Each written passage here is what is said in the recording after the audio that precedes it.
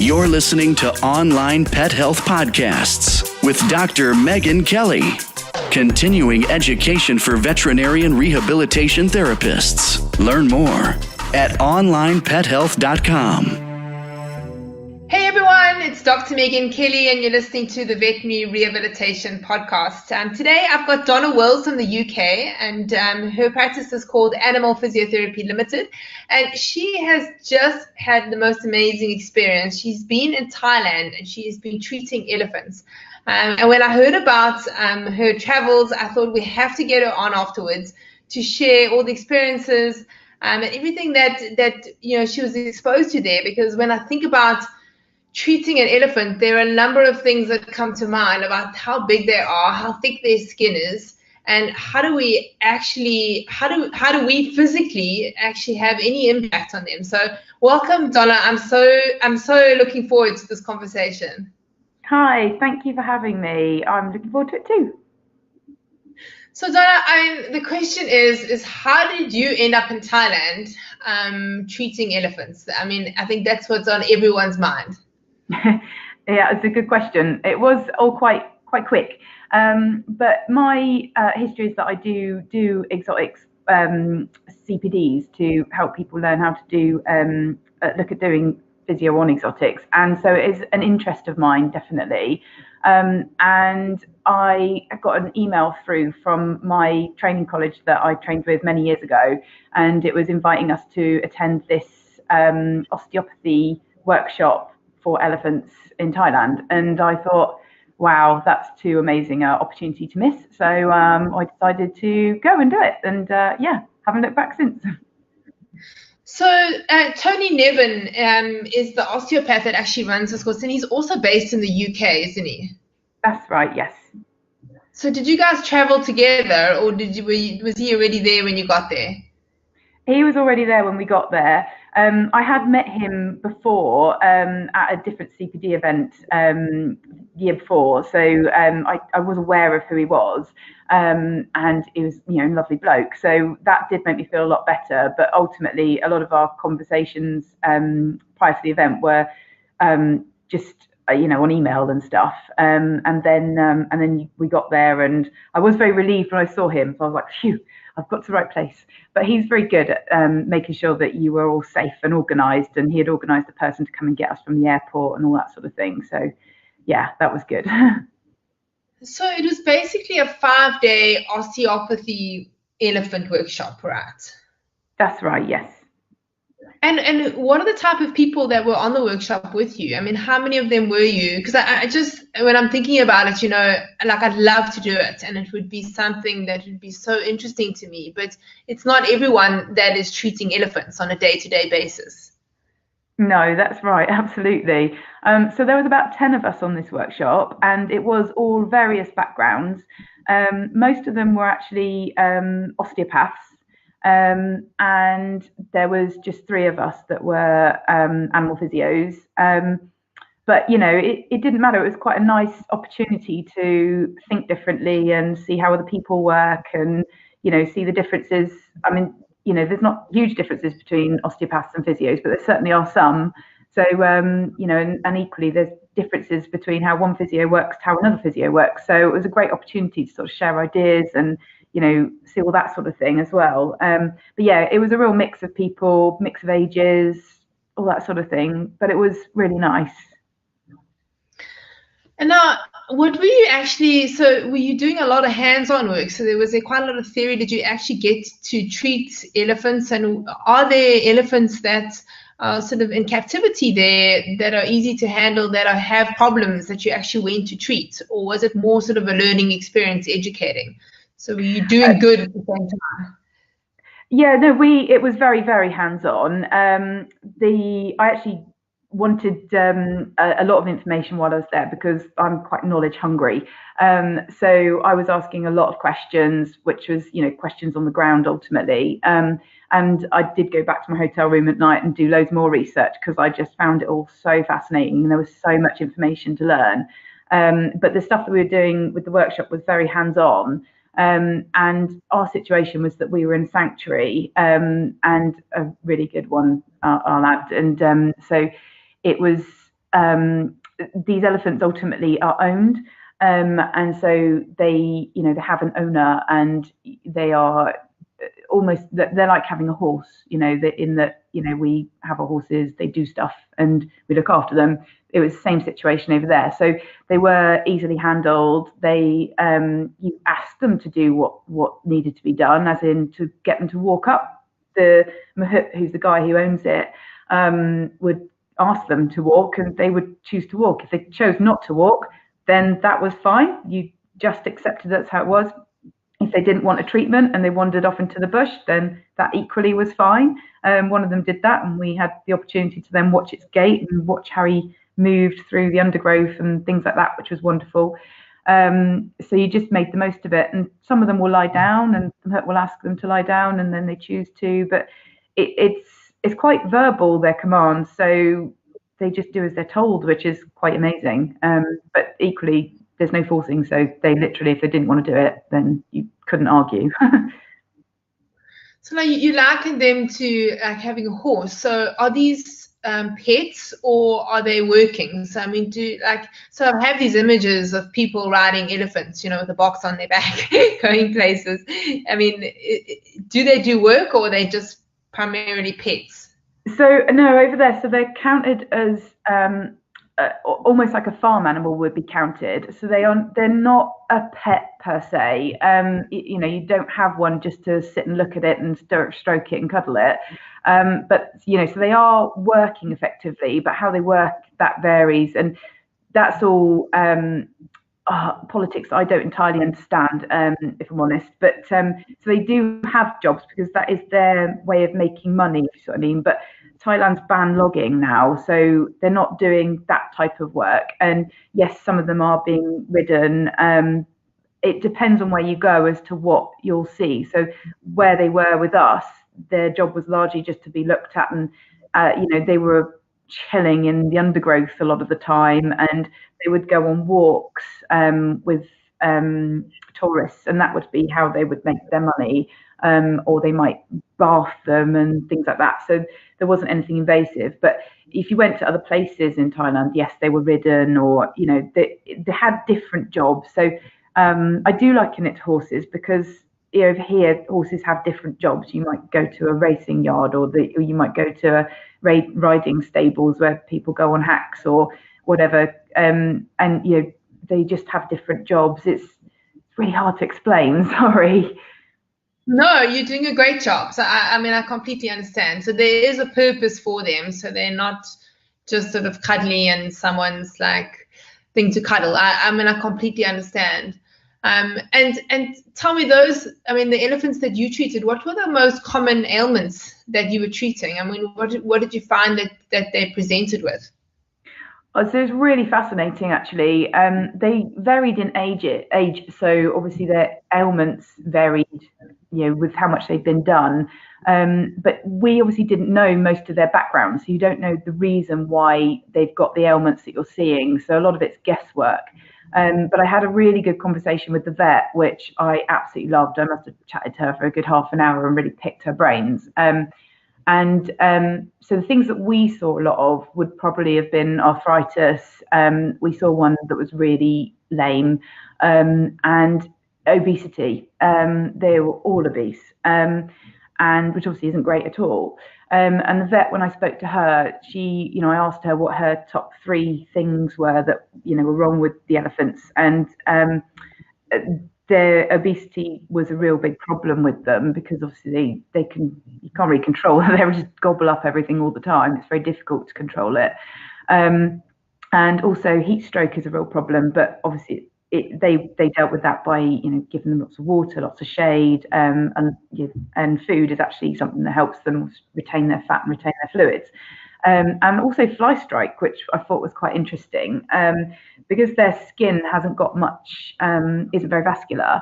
Their healing time's really slow. So she described it that a cut might take 3 days for it to heal on us, and it will take more like 8 to 10 days to heal on an elephant.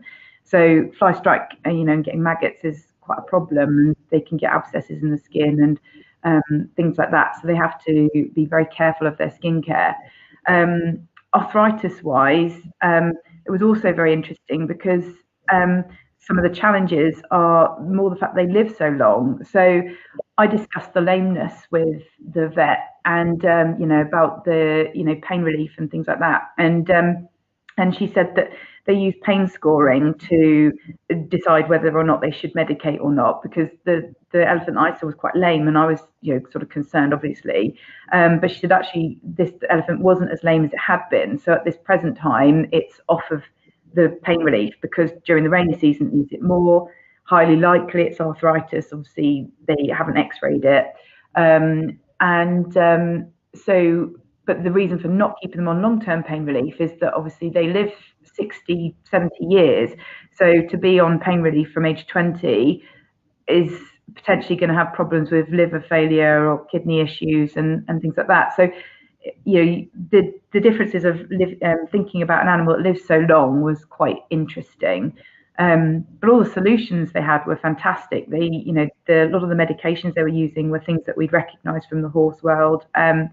And they were using glucosamine, chondroitin. And I asked how holistic they were as well, because that was something that interested me, and how much they thought outside the box with various other things. And they were doing a study, or somebody else was doing a study on using black sesame, which I'd not heard of. She wasn't entirely sure how that study was going, but the point is obviously if they hear good things, then they'll start using it. And I was quite impressed that they were using glucosamine as well. So, there was a lot to think about, very eye-opening. Wow, yeah. And if I think about exotics, one of the things that really scares me about them is that all animals present their pain in different ways. And I feel like, with horses and dogs and cats, because at vet school, that's really the main things that we learned about, and obviously cows, but I don't feel like I'm that sort of attuned to cows. But if I think about other exotics too, is that's one of the things that's scary for me, because sometimes I don't really know whether they are in pain or not, because I don't see them that often. So those pain behaviors, and it's so interesting that they do those pain scores. I mean, if you think about all the other exotics, because you treat a lot of exotics. I mean, you were chatting earlier with me, you treated some skunks, alpacas, you treat cows often, rabbits. So I mean, obviously all the different pain behaviors for those are different, and you have to have experience in them. So for these people that are treating the elephants, they've obviously created a pain score that tells them when these elephants are in such pain that they need to be medicated. That's right.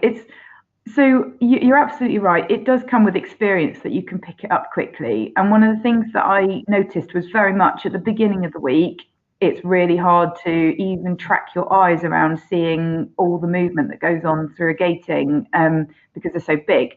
But by the end of the week, you become much more at ease with it, and you can just see. And I mean, a lot of the expression comes, and particularly from dogs, is facial expression. And it's very easy to read with dogs, but with different species, it does vary. So you do have to do a bit of research to know what body language you should expect with various things.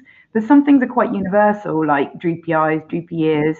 And this is where I go a bit hippy dippy. I do think you just pick up, and there is an aura about it and a sense that you can just see that they look sad or painful. But yeah, if you want to get much more clinically accurate, then obviously there are, like I found some really good behaviour papers that expressed, obviously all their body languages. So that gives you a good place to start, and then you can start tuning in after that. And that's universal. That goes throughout all my patients. I always, do some research to make sure that I can pick up all their fine-tuning signs. And that is one thing that Google's really good at these days, is you can have a good access to lots of behaviour scoring. And yeah, the pain scoring is a unique thing. Because also if an animal just simply won't do a certain thing, then you can't score that action. But particularly with exotics, is I tend to also make sure I have a really good conversation with the owner, because they will know that animal really well and they will read it really well. And I often tell them, if I'm, whilst I'm treating a patient, just keep an eye on your animal's, features that will be where they express pain, because they'll pick it up far quicker than you can. Because even if you are really well versed in seeing these animals, particularly if they're big, you can't see everything when you're at the back end, for instance. And you're concentrating so much that it makes a good team if you're speaking to them and asking them their opinion as well. And they often want to be part of the process as well, so that's quite helpful. Yeah, I mean, just chatting about the size, I mean, that's obviously one of the biggest challenges when you guys were treating them.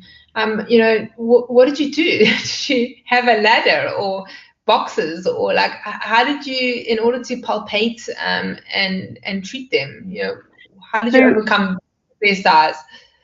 So actually, it's not as bad as you think. And obviously that is one of the big things. I was like, cool, blimey, that's far too big to be treating. But actually, the skin is not as thick as you think it is, which really surprised me. And so you can obviously treat as far as you can reach, and you can sort of push on the skin, and you can really palpate this more superficial muscles. You can certainly stretch the skin and have an effect on the fascia. Yes, you're not going to get into the deep tissue either, and you wouldn't with a cow either. I sort of feel like you've got to a certain size animal, and then it doesn't really matter how much bigger they are after that. But when it came to doing backs or anything like that, then if they would lie down, then you would treat it from the floor. We didn't do anything, health and safety point of view, you wouldn't get up a ladder or stand on a box, just because you don't want them ticking it over or kicking you off or anything unstable. But these elephants were incredibly compliant. They wanted the treatment, so they didn't choose to walk off. Bizarrely, when they're led down, you can rock the whole elephant. It's really weird. And so as you're massaging their back, the whole elephant can end up just rocking with you.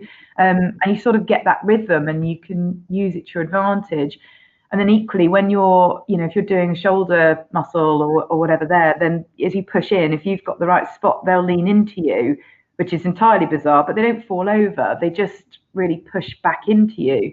And then obviously from a deeper point of view, you would use your exercise therapy to get further with what you want to do. So there's lots of tools to your hand, as it were, and it's not necessarily all down to just strict massage. It's using a wealth of information, a wealth of solutions to create the plan that you want. It's so interesting that you say that their skin was actually quite loose, because like in my mind, I think of it as so thick, and I just feel like you would just not get any movement at all, when massaging. And I really find it interesting how receptive they are, that they actually wanted the treatments. That's really They really are. And I mean, if you do go on my website and find my blog, then I've got loads of photos on there, and you can see, if you see behind where I'm pushing my arm, you can see all the wrinkles in the skin, so you can see how much movement you are able to achieve. And it was really a big surprise to me too. So. And tell me, I mean, obviously treating other exotics, is there anything that you learned in doing this workshop that you could extrapolate into any of your other cases, maybe other exotics, or even things that maybe sort of dogs and cats and horses that you treat?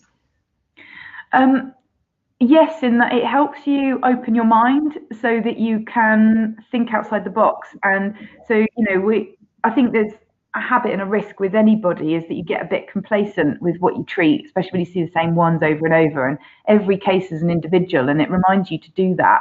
I mean, gait-wise also, it's bizarre how different they can be, because you look at them, you think they're 4 legs stuck to the ground and a body in the middle, it must be the same, and it really isn't. And I mean, a good example is that they lock and hyperextend their stifles and elbows out, and it's just bizarre to look at, because obviously from a dog, cat, rabbit point of view, stifles are always bent, but they actually look more like they walk like people, which is really bizarre. And their feet, how they roll, they actually roll heel to toe, so they're really quiet on the ground, which is bizarre.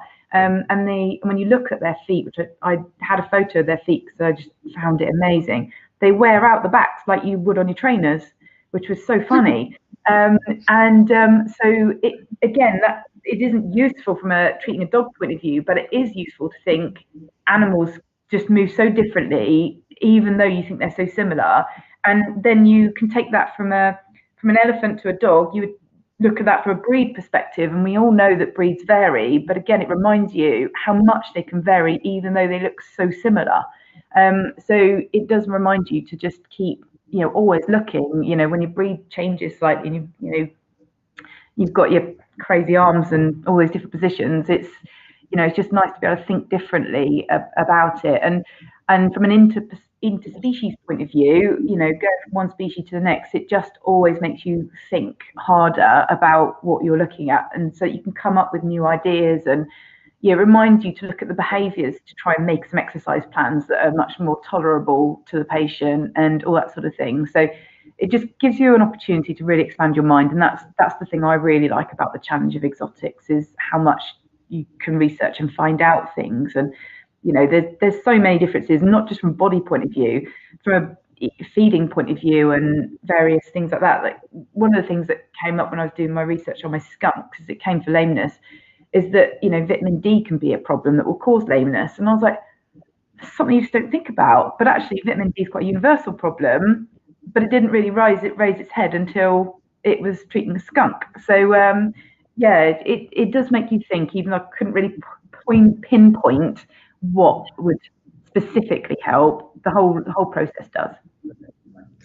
I find it so interesting that you do these workshops on exotics, because it's not something that a lot of us will see often, but we will see them, and they usually get phoned in on that day and somebody's bringing something in. So, my last podcast, I did an interview with a colleague of mine, Christelle van Wyk, and we treated together a puma. And it was exactly that. Like, we literally got a phone call to say there's a puma with cerebral palsy that needs to be treated. And, I remember being just completely overwhelmed. And so I think it's so important for vet rehab therapists just to have some knowledge. So these workshops that you do, they're obviously based in the UK. Do you teach about all the different sort of conditions in each exotic species, or tell us a little bit about the workshop and what people would experience if they attended? Yeah, sure. I mean, this is exactly why I set it up, was because I've been doing my physio for 14 years now, and it's exactly like you say. Every now and then you get a weird, bizarre call, and you're like, okay. And I sort of set up my method of how to start the process, because you do feel completely lost, particularly on that first case.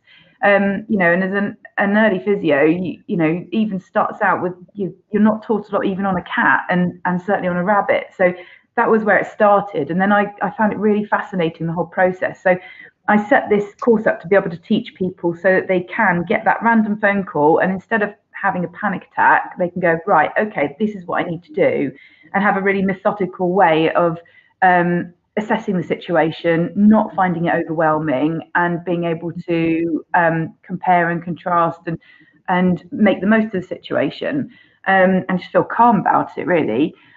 So my workshop is intense. It's a busy day, but I don't cover all animals because obviously it's impossible, but what I cover is how you will go about being able to treat any animal. And then I do look at some specifics in that, just to give good examples.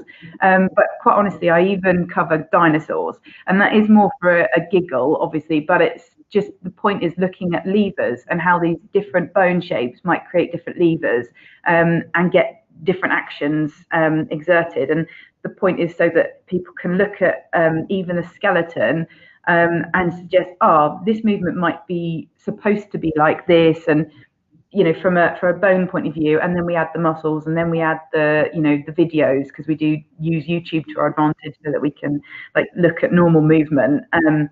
Because obviously sometimes you go to these cases and it might be a single lone animal, so you can't just compare it with his mate. So it's looking at it from that point of view. And then I also address things like behavior, because obviously the behaviors vary, and you want to be able to use those to your advantage. So a good example again was my skunk, because they had forelimb lameness, and so I wanted to create lots of rotation in the forelimbs. So I was getting the owner to only feed for a particular time things that the skunk could pick up and hold, because it meant that then I was getting this rotation, which was stretching the muscles that I wanted to be stretched. And so you can really use behaviours to your advantage to get what you want if you've got a climber or a digger or anything like that. And then obviously you also have to look at, various like little medical nuggets of information. So like I mentioned about the vitamin D earlier, or the alpacas, selenium can be an issue, which is largely regulated in their food and diet. But if they're not being fed at proper alpaca food, then it might be something that you need to think about. And equally things like teeth, the dental system, is it something that could be an animal that their teeth keeps growing? Is it going to be a dental problem? And although you'd like to hope that the vet obviously has covered all these things, sometimes everybody's human and they miss things or whatever. So it's great to have lots of different minds thinking about the same thing. So I try and really look at how to look at the situation as a whole, and then how to approach it, and how to, open mind. You can ask the owner lots of questions. You should ask the owner lots of questions because they will know loads more than you do from that situation, because they, that's their baby, and not be afraid of asking that. I do spend a lot of time covering cats and rabbits, particularly because rabbits obviously are the ones that people are most nervous of and really won't have done much training with, and but we'll still have to see. I mean, I see quite a lot of rabbits. So, I do have some hands-on time with rabbits. The rest of it's much more theory, but I do try and have some hands-on time as well. And yeah, generally very, very good feedback, so which is lovely. And yeah, the point is you go away thinking, oh yeah, I actually can treat anything. I just need to, I've now got my mapping and my plan, and we go from there. Donna, I think it's brilliant. And for those of you that are interested, we will put the URL for Donna's website and with all the details of her next course and where that will be. And I think it's ideal for vet rehab therapists so they can be prepared for that unexpected exotic phone call and sudden consultation. Donna, thank you so much for sharing all your knowledge. It's so interesting, and I think, it's an area where a lot of us are lacking exotics. And, unfortunately, based here in South Africa, I probably am not going to be able to attend one of your workshops. But if I'm ever in the UK and it coincides, I would love to attend your day workshop, because it's an area where I really feel like I'm lacking, and it's difficult to find information about exotics. It's just not something that's out there. So yeah, you've got all the experience treating all those different types of species. I wanted to ask you, have you ever treated a snake?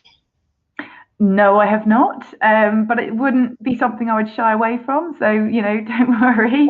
Obviously, I wouldn't have to worry about your limbs. But, you don't know. I mean, scar tissue can be an issue. I mean, they shed their skin. So it's, obviously not necessarily going to be a permanent issue, but you don't know how deep it might go. So, it's not something I would shy away from. If the snake was having problems with a particular area and looked painful, then that's hard. I mean, equally from a body language point of view, there's not a lot to go on, but they do show signs of pain if they're, off their food or various things like that. So, it would be a wonderful challenge, and I would definitely love to be presented with that at some point, but it's not happened yet. You are braver than me. So, vet rehab therapist, if you have a snake, you know exactly who to refer it to. Donna in the UK, she all our snakes for us. I'm not friends with snakes. I remember once practicing and I was doing a locum as a vet, and the vet that I worked for, or that I was covering for, he had an interest in snakes, and I said to him, I will do the locum, but I'm just telling you now, I am not treating any snakes. And he said, no, all the snakes will be referred to a colleague down the road. Sure enough, waiting room, I see a box, and I think, it's not a snake, it must be a rabbit or something else must be in there. And it brings this box and there's the snake. And I just completely freaked out. Snakes are not for me. Oh, I do understand the issue, so it's okay. I sympathise, but no, they don't bother me. But don't bring me a spider. Oh, I don't know how you would do physio on a spider. I'd be interested to know if there's. I don't think you could. You couldn't do anything. I draw the line at them anyway. So listen, I'm sure some of our orthotics people or something, maybe somebody's done something for a spider for one of its legs or something. Who knows? Be interested. If any of you guys know, please send us information if you know anybody that has done any treatments on any spiders. Donna, thank you so much for your time. It's been wonderful chatting to you, and I look forward to hearing what you're doing next and what crazy animals that you are off treating. Thank you. I will. Yes, I look forward to my next challenge. Exactly. Thanks, Donna. Have a wonderful day. Bye. Bye. Vet Rehabbers, thanks for listening to my podcast. Don't forget to click the subscribe button, and it would be great if you could leave me a review. I want to know, what are you doing on the 15th to the 17th of November? It is our Vet Rehab Summit, which is our online virtual conference for veterinary rehab professionals. Find out more information at onlinepethealth.com.